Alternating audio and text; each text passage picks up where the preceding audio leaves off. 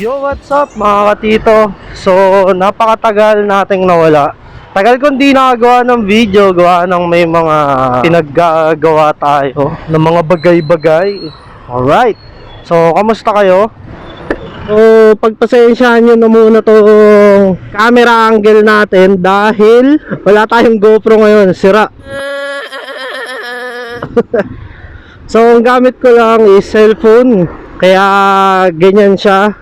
Medyo maalog at hindi naka super wide. So ngayon, 1 year na yung PCX natin, no? So ito pag-uusapan natin. May nakita na akong issue ng PCX natin. So normal na issue lang naman. Pero nakakabwisit pagka hindi mo na paghandaan. So bago ko sabihin tong issue na to, kung hindi ka pa nakaka-follow sa akin, baka pwedeng pa-follow na lang tong page natin for more updates. Like at mag-comment ka kung ano ang gusto mong topic sa susunod. Alright, so subscribe lang mga katito.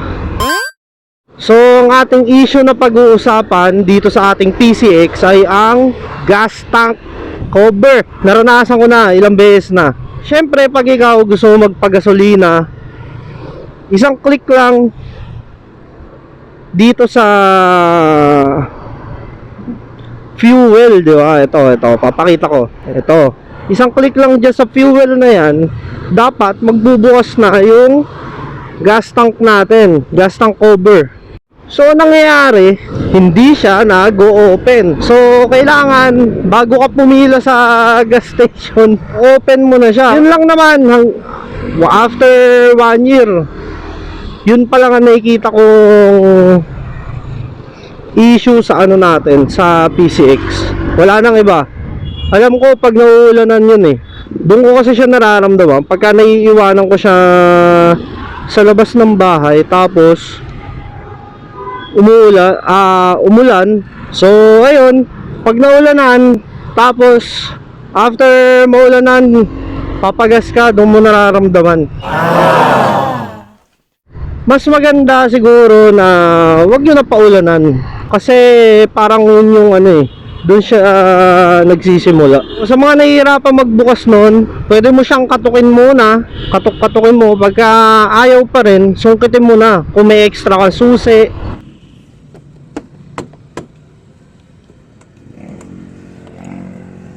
Ganon. Kasi kung hihintay mo lang siya na mapindot, hindi talaga siya magbubukas Trinay ko na.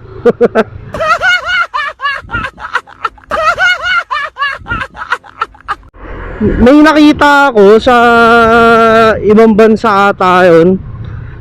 Parang may hinihila siya, nakaipit dun sa tank cover. Di ko alam kung paano So pag nakita ko, i-update ko susubukan ko gawin. Alright, so yun lang mga katito, no? At kung na-experience nyo na rin yung paglalak ng fuel tank cover nyo, comment ka na rin kung ano mga best na ginawa mo para maayos. Alright, so hanggang dito na siguro. Maraming salamat sa mga sumusuporta kay Titong Matigas, sa mga solid subscriber natin. Alright, yan, kilala nyo kung sino kayo at kilala ko kayo. So maraming salamat sa mga tiwala nyo mga katito, no? Sana maayos na yung camera natin para makagawa na tayo ng mas magandang video. Dahil kahit ako nahihirapan, kita mo, hindi kasi yung ulo ko. So yun, maraming salamat sa lahat ng oras nyo sa panonood. At kita-kits tayo sa mga susunod nating mga video. Alright, so like, share, and subscribe.